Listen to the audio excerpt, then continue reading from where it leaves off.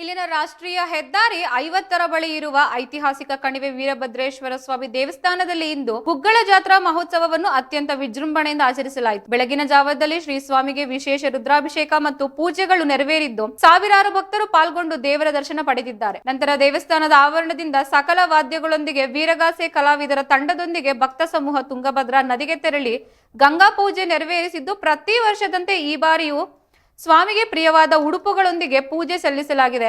ಮಾಂಗಲ್ಯ ಧಾರಣ ಮಾಡಿಸುವಂತ ಗುರುವ ಧರ್ಮಾದಿರಿ